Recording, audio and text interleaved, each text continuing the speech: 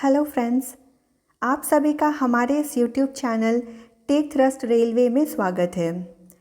Engineering drawing के syllabus के lines और ज्योमेट्रिक फिगर के टॉपिक्स को कवर करेंगे, जिनमें हम डिफरेंट टाइप्स ऑफ लाइंस को देखेंगे, ज्योमेट्रिक कंस्ट्रक्शन को देखेंगे।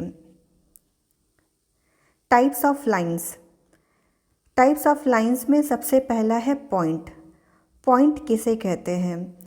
पॉइंट की ना तो लेंथ होते हैं, ना ही ब्रेथ होते हैं और ना ही थिकनेस होती है।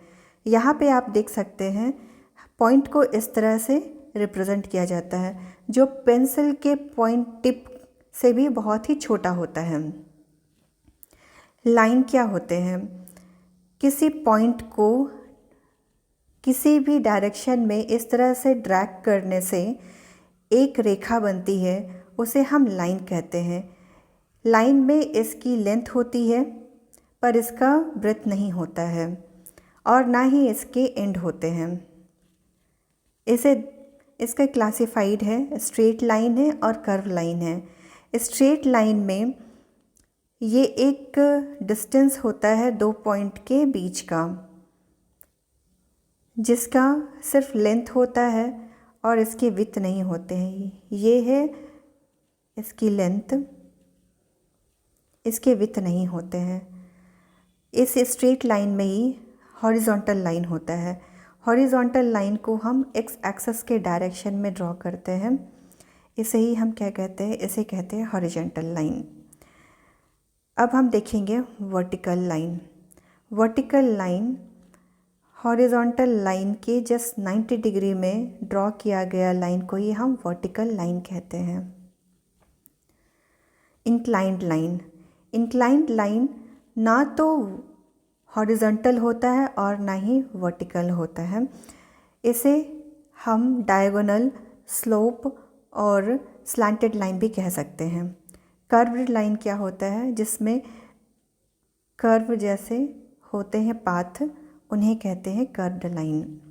पैरेलल लाइन क्या होता है? किसी एक लाइन को हम खींच दिए हॉरिजॉन्टली, अब इसी के पैरेलल में ही सेम डिस्टेंस में हम ड्रॉ करते हैं पैरेलली, इसे हम पैरेलल लाइन कहते हैं। परपेंडिकुलर लाइन क्या होता है? परपेंडिकुलर लाइन हॉरिजॉन्टल लाइन में, वर्टिकल लाइन में 90 डिग्री का कोण बनाती है, इसे हम कहते हैं परपेंडिकुलर लाइन। रे क्या होते हैं? किसी एक पॉइंट O से हम एक ही डायरेक्शन में किसी लाइन को खींचते हैं और इसका कोई भी एंड पॉइंट नहीं होता है, ये कहलाता है रे। अब हम देखेंगे bisecting straight line. Straight line को और कर्व लाइन को किस तरह से बाइसेक्ट करते हैं। सबसे पहले हमने एक लाइन ले लिया है, वो है P और Q। अब P और Q लाइन को हमें बाइसेक्ट करना है, तो सबसे पहले हम क्या करेंगे? P और Q के बीच में एक सेंटर लाइन को ड्रॉ करना है। तो ड्रॉ करने का तरीका क्या है?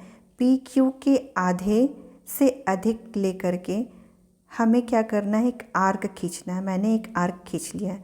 अब Q को सेंटर मान करके सेम डिस्टेंस में मैंने और एक आर्क खींच दिया है। अब ये जो सेंटर है दोनों साइड में, इन दोनों को मिला दिया जाता है, तो यही हो गया बाइसेक्ट।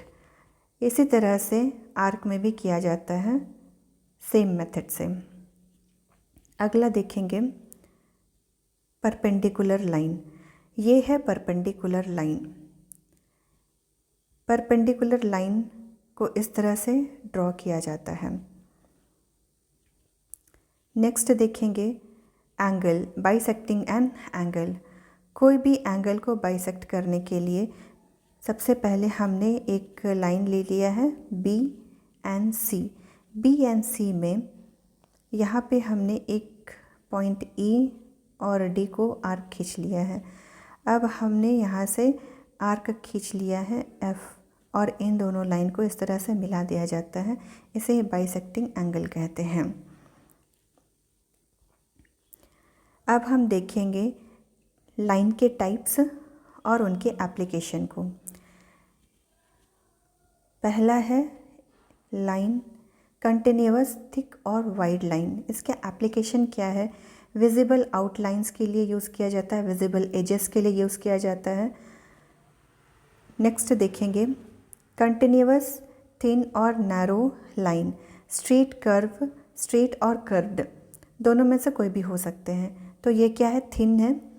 इनका एप्लीकेशन है प्रोजेक्शन लाइन के लिए किया जाता है, डायमेंशन लाइन के लिए किया जाता है, इमेजनरी लाइन के लिए किया जाता है, लीडर लाइन के लिए किया जाता है, एक्सटेंशन लाइन के लिए किया जाता है, शॉर्ट सेंटर लाइन के लिए किया जाता है।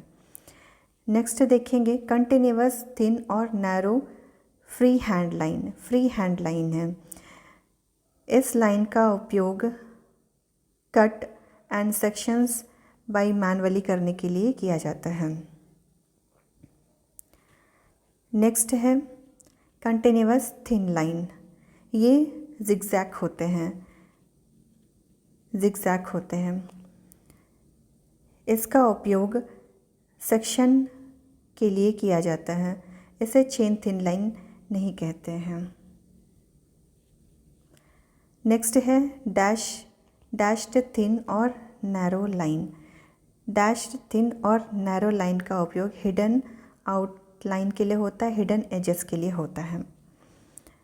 डैश्ड थिक और wide line, thick wide line के लिए हिडन आउटलाइन और हिडन एजेस के लिए किया जाता है। चेन थिन और नैरो लाइन, इसका उपयोग सेंटर लाइन और सिमेट्री लाइन के लिए किया जाता है। चेन थिक और वाइड लाइन, इसका उपयोग इंडिकेशन ऑफ लाइन और surface to which a special requirement applies. Next है chain thin thick line and ends and changes of direction, इस लाइन का उपयोग कटिंग प्लेन्स के लिए किया जाता है। Chain thin double dashed line, इसका उपयोग आउटलाइंस ऑफ एजेस पार्ट्स के लिए होता है। अब हम ड्राइंग के माध्यम से देखेंगे कि कौन सा लाइन कहाँ कहाँ पे उपयोग में आते हैं। जैसे कि ये डैश्ड डॉटेड लाइन देख रहे हैं, इसे ही हम डैश्ड लाइन कहते हैं। यहाँ पे है एजेस, जिसे हम आउटलाइन कहते हैं। यहाँ पे आप देख रहे हैं सेंटर लाइन खींचा गया है, इसे हम सेंटर लाइन कहते हैं, इसे सेंटर लाइन कहते हैं।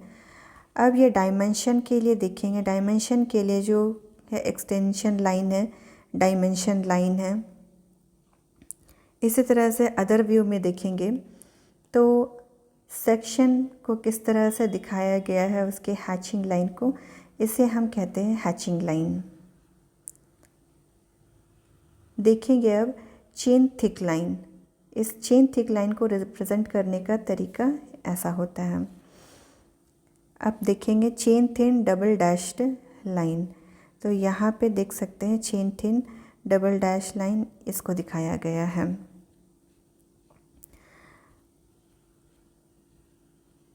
अगला पॉइंट है पॉलीगन। पॉलीगन किसे कहते हैं? पॉली का मतलब होता है मेनी और गॉन का मतलब होता है एंगल्स या फिर कॉर्नर्स। तो यहाँ देखेंगे मेनी एंगल्स।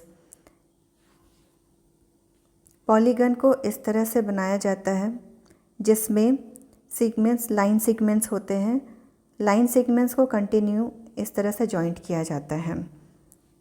अब हम पॉलीगन के टाइप को देखेंगे। पहला है ट्रायंगल।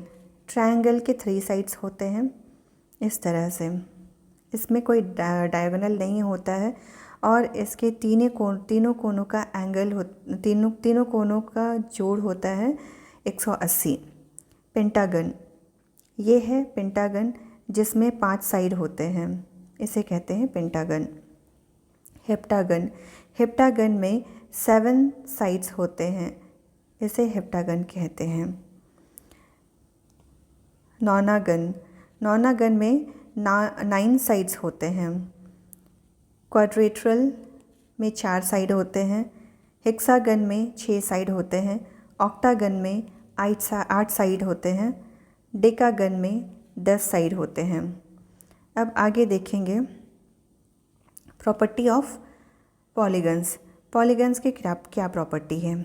ये दोनों ही इक्विलैटरल और इक्विएंगुलर होते हैं। ये पॉलीगन कॉनकेव होते हैं और कॉन्वेक्स भी होते हैं। अब हम देखेंगे एलिप्स। एलिप्स क्या है। एलिप्स में जो फोकल डिस्टेंस होते हैं उनका जोड़ कांस्टेंट होता है, उसे ही हम एलिप्स कहते हैं। एलिप्स बनाने की मेथड को देखेंगे। एलिप्स को किस तरह से बनाया जाता है। सबसे पहले एक हॉरिजॉन्टल लाइन खींच लिया जाता है, जिसे ए बी कहते हैं। अब इसी ए बी में एक पॉइंट मैंने सी ले लिया है, ये एक सी पॉइंट है। अब इसी से मैंने 50 mm डिस्टेंस लेकर के एक हॉरिजॉन्टल लाइन खींच लिया है एफ़ तक, जिसे मैंने सी और एफ़ नाम दे दिया। अब क्या करना है, अब इसे सी और एफ़ डिस्टेंस को इक्वल 5 भाग में डिवाइड किया जाता है। इसे इक्वल 5 भाग में डिवाइड किया जाता है। अब पॉइंट एफ़ से सेकंड को वी नाम दे दिया गया, उस पॉइंट को वी नाम दे दिया गया। वी पॉइंट से एक वर्टिकल लाइन खींच लिया गया। अब वी से वी और एफ को रेडियस मानकर एक आर्क खींच लिया गया, जो कि ई पॉइंट पर आके मिल गया। अब क्या करेंगे, ई और सी को जॉइंट कर देंगे। ई और सी को जॉइंट करके इस लाइन को एक एक्सटेंड कर दिए। अब क्या करेंगे, वी और एफ के बीच में एक सेंटर लाइन खींचेंगे और इस डिस्टेंस के हिसाब से वी से डी तक इक्वल भाग में डिवाइड करेंगे और उनको नाम दे देंगे 1 2 3 4 5 6 अप टू 11। 11 करने के बाद में हर एक लाइन को वर्टिकली इस तरह से खींच लिया जाएगा। इस तरह से खींच लिया गया। अब क्या करना है, अब इस पहला पॉइंट को और जो इस तरह से सी और एफ को एक्सटेंड कर लिया गया है उसे भी नाम दे दिया गया है 1 dash 2 dash 3 dash up to 11 dash. तो अब क्या करना है, 1 और 1 डैश को रेडियस मान करके एफ पॉइंट से एफ को सेंटर मान करके यहाँ पे एक आर्क खींच लिया गया है। इसी तरह से 2 डैश को सेंटर रेडियस मान करके सेंटर एफ से यहाँ पे एक आर्क खींच लिया गया है। इसी तरह से हर एक लाइन पे आर्क खींच लिया गया है और हर एक पॉइंट को इस तरह से मिलाने पर हमें मिल जाता है एलिप्स। यही है एलिप्स का कंस्ट्रक्शन। आगे देखेंगे ज्योमेट्रिकल फिगर और उसके ब्लॉक को। तो पहला है क्यूब। क्यूब में लेंथ होते हैं, हाइट होते हैं और विड्थ होते हैं। क्यूब में हाइट, विड्थ और लेंथ इक्वल होते हैं। फिर है स्क्वायर ब्लॉक है, रेक्टेंगल ब्लॉक है, cube block, cylinder.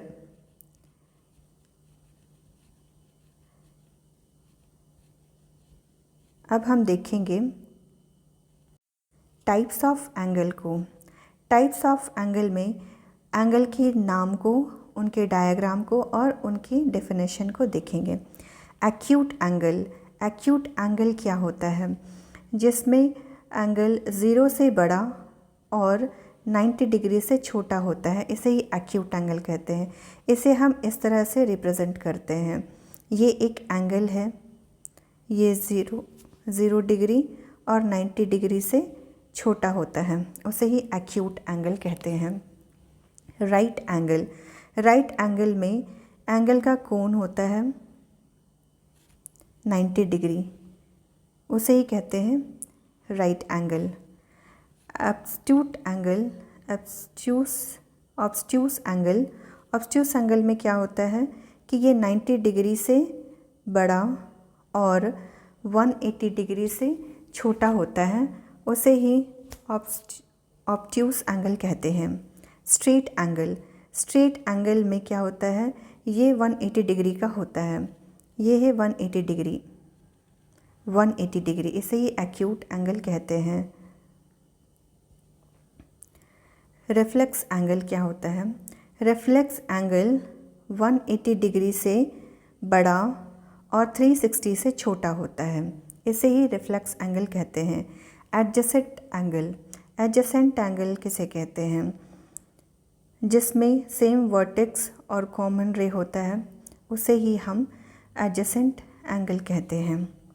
Complementary angle, दो एंगल को कॉम्प्लीमेंट्री एंगल कहते हैं जिसका योग 90 डिग्री होता है।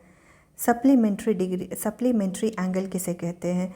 जिसमें दो एंगल होते हैं और जिनका योग होता है 180 डिग्री, उसे कहते हैं सप्लीमेंट्री एंगल। अब डिफरेंट टाइप्स ऑफ ट्रायंगल को देखेंगे। इक्विलैटरल ट्रायंगल, इक्विलैटरल ट्रायंगल में हर तीनों कोण का एंगल बराबर होता है, उसे कहते हैं इक्विलैटरल एंगल। आइसोसेलेस ट्रायंगल किसे कहते हैं? जिसमें दो साइड्स बराबर होते हैं। अब देखेंगे स्केलेने ट्रायंगल, इसमें क्या होते हैं? साइड्स अनइक्वल होते हैं, इसमें कोई भी साइड एक दूसरे के बराबर नहीं होता है, उसे कहते हैं scalene triangle. Right angle triangle, right angle triangle जिसमें 90 डिग्री का कोण होता है, उसे हम कहते हैं राइट एंगल ट्रायंगल। अब है next an acute angle triangle. Acute angle triangle में क्या होता है कि एंगल 90 डिग्री से कम होता है, तीनों एंगल 90 डिग्री की एंगल से कम होते हैं। अब नेक्स्ट है ऑब्ट्यूस एंगल ट्रायंगल, जिसमें हर एक कोण जो 90 डिग्री से ज़्यादा होता है, उसे कहते हैं ऑब्ट्यूस एंगल। अब हम देखेंगे क्वाड्रिलेटरल ज्योमेट्रिकल फिगर को देखेंगे। यहाँ पे स्क्वायर है, रेक्टेंगल है, रोम्बस है, रोम्बॉइड या फिर पैरेललोग्राम, इसे कहते हैं पैरेललोग्राम।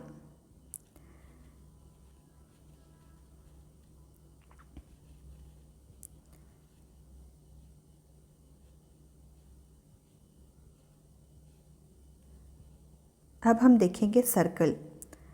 सर्कल में देखेंगे सर्कल में कौन कौन से एलिमेंट हैं। सर्कल में ये एक सेंटर होता है, इसे हम क्वाड्रेंट कहते हैं। सेंटर के यहाँ पे जो डिवाइड किया गया है सेंटर में, तो यहाँ पे हो गया 4 क्वाड्रेंट, 1 2 3 और 4। अगला है सेक्टर, जैसे कि यहाँ से एक सेंटर से रेडियस को बनाया गया है और इसे ही हम सेक्टर कहते हैं। ये है, इसे हम आर्क कहते हैं, इसे हम कोड कहते हैं। ये है कोड और डायामीटर, इसे डायामीटर, इस तरह से डायामीटर को रिप्रेजेंट किया जाता है। अब हम अगर सर्कल को आधा काट दिए तो ये हो जाता है सेमी सर्कल। सेमी सर्कल में इस तरह से लाइन जो एक पॉइंट को छूकर जाते हैं, उसे कहते हैं टैंजेंट। अब हम देखेंगे कॉन्सेंट्रिक सर्कल को। कॉन्सेंट्रिक सर्कल में क्या होता है कि हर एक रेडियस के सर्कल का सेंटर एक ही सेंटर में होता है, उसे हम कहते हैं कॉन्सेंट्रिक सर्कल। अब एसेंट्रिक सर्कल को देखेंगे। एसेंट्रिक सर्कल में क्या होता है कि हर एक रेडियस के सर्कल का जो सेंटर होता है वो एक ऑफसेट में बना होता है, उनका सेंटर एक में नहीं होता, उसे ही कहते हैं एसेंट्रिक सर्कल। आइए हम देखते हैं कुछ क्वेश्चंस जो लाइन से रिलेटेड है। The line have below is used for, the line given below is used for, तो यहाँ पे ऑप्शन है A long break line, B है कटिंग प्लेन, सी है सेंट्रोइडल लाइन, डी है आउटलाइन ऑफ एडजेसेंट पार्ट। तो हमारा आंसर हो जाएगा long break line. Next question है the line given below is used for, तो आंसर हो जाएगा कटिंग प्लेन। नेक्स्ट क्वेश्चन देखेंगे the line given below is used for cutting planes. Next question है dashed thick line is represented by C, ये है answer. Next question है match the following, तो यहाँ पे कुछ लाइंस दिए हुए हैं, उनको मैच करना है कि वो कौन सा लाइन है। तो पहला है लॉन्ग ब्रेक लाइन, पहला का तीसरा है। तो हम ऑप्शन से चेक करेंगे कि पहला का कौन सा आंसर होगा। तो ये पहला का है, पहला का हमने देखा कि लॉन्ग ब्रेक है, तो ये सी ऑप्शन से मैच कर रहा है। सेकंड वाला है वो है कटिंग प्लेन। थर्ड है line showed at surface treatment, और फोर्थ वाला है डायमेंशन एंड एक्सटेंशन।